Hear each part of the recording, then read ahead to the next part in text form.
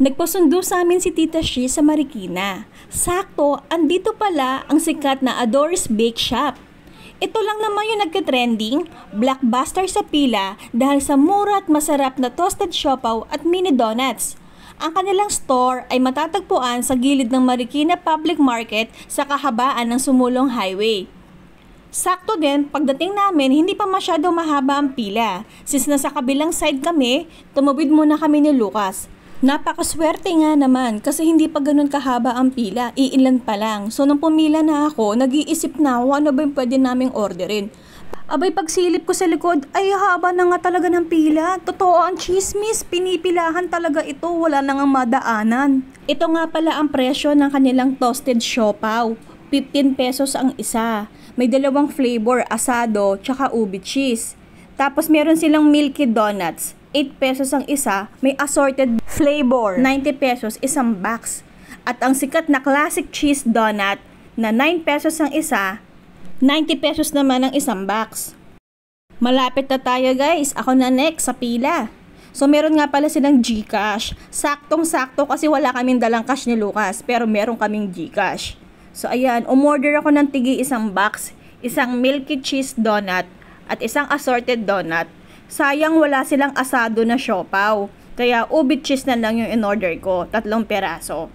Mabilis naman sa pila guys kahit mahaba siya. Mabilis yung pag-take ng order ni ate. Tapos ibang tao yung mag-a-assemble. So once na matapos yung pag-take ng order at nakapagbayad ka na, pila ka lang saglit sa labas, tatawagin yung pangalan mo. So ayan, waiting kami ni Lucas. At tinawag na nga yung pangalan ko. Ayan, tuwang-tuwa na naman ang bata. Libre to ni Tita Shi. Thank you, Tita Shi. So, ito, titikman na natin kung anong lasa ng milky cheese donut. So, yun pala siya, mahaba. Mukhang masarap. Ito naman yung mini donuts assorted. So, ayan siya. Mukhang masarap. Tinikman ko naman to guys. Masarap yung milky cheese donut. Hindi siya sobrang tamis. Tama lang siya. Kasi may natikman kami before, ibang brand. Ang tamis-tamis na parang ayaw mo nang umulit. Kasi mamamatay ka sa sobrang tamis. So ito sakto lang. Tapos ito si Tita Shi. Tinikman naman niya yung Bavarian flavor. So ayan. Sarap na sarap din si Buntis. At tumikim din si Sir Levi. Strawberry naman yung sa kanya. Hindi siya yung tipong sobrang sarap. Sakto lang siya dun sa presyo nila. So, worth it naman, sulit. So, magte-trending talaga to kasi nga, pasok yung budget mo sa mini donut price nila. So, thumbs up kami kay Adores Bake Shop.